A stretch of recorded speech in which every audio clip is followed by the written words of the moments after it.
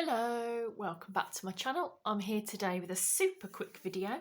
I've noticed a lot of YouTubers are making and showing their fast flow stitching. So this is a bit different to the slow stitching that we've been doing, and now it's called fast flow stitching. This is a different technique really. Obviously use your sewing machine because that's what makes it fast. I may have shown these before. The term fast flow is quite a new term to me. I'm not sure if it's just a fad at the moment, that term, but these are things I've made before, so I may have shown them, but I just thought, well, I'd come on now and just show them as they're now called fast flow. They're pretty self-explanatory. You basically get a piece of book page. Doesn't matter what it is. It could even be packaging from Amazon or backs of wallpaper, anything really. It doesn't matter what the back is.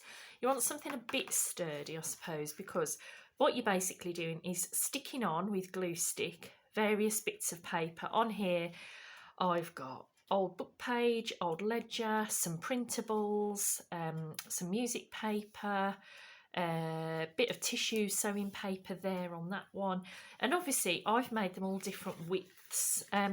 I actually saw Roxy Creations make this a while back. I bet it's over a year ago, but it's the easiest thing. You just glue on random bits. It's a great way to use up your scraps, and then you just run it through your sewing machine with any stitch you like.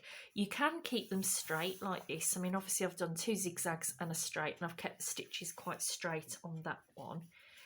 This one I did a variety of stitches. I've done zigzag, a more fancy stitch, and then a running stitch.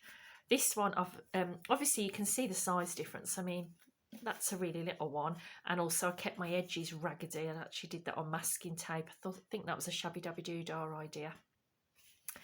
I'll try and link the videos down below if I can find them, but like I said, it was a while ago. But this fast flow stitching is really big at the moment, so I thought I would just show these examples. This obviously I've cut it off once I've collaged and kept it neat.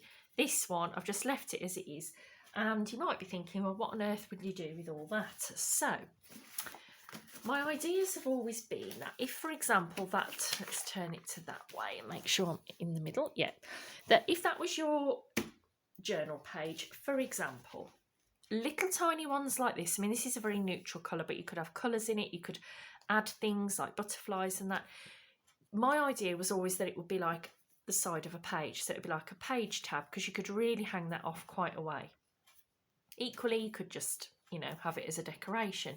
You could glue it just there and there and have I probably haven't got anything, so we'll pretend with that. Have it as a tuck to stick something under.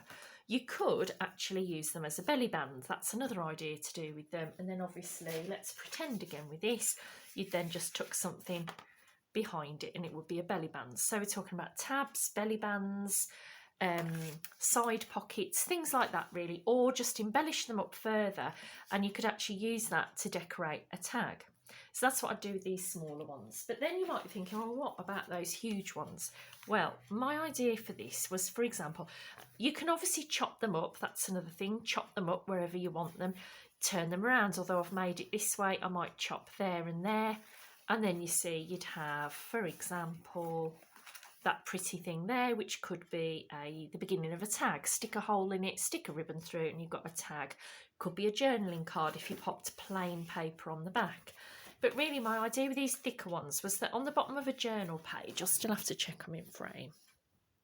On the bottom of a journal page, I'd probably stick it like that, and well, I'd actually try and get Kindred Spirits in since that's there. You'd stick that like that, chop it off there and there, and then just glue here, here and here, and you would have a pocket which you'd then stick whatever you wanted in, like that.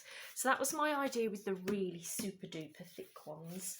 The ones that are not quite as thick, so say this one, again I'd be using that as a belly band, a pocket. I would definitely think about using this one. I'd probably put it there and there, chop it off, glue the top and bottom, and that to me makes a wonderful side pocket. So that's what I would be doing with those. The only other variation that I was going to show you was that I'd made some as well out of fabric. It is exactly the same principle as the paper ones, but instead of using bits of, offcuts of paper. I mean, this one I actually did use paper and fabric on this one, and lace and a stamp. So, you know, you can put whatever you want on them, and then you just randomly stitch. These are the same, but instead of paper, you just use bits of fabric.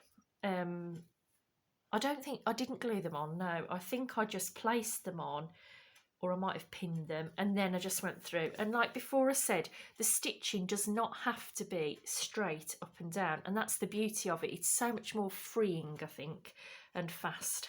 Name, it's fast flow. So obviously these are slightly more wavy patterns, and the ideas with these are very similar.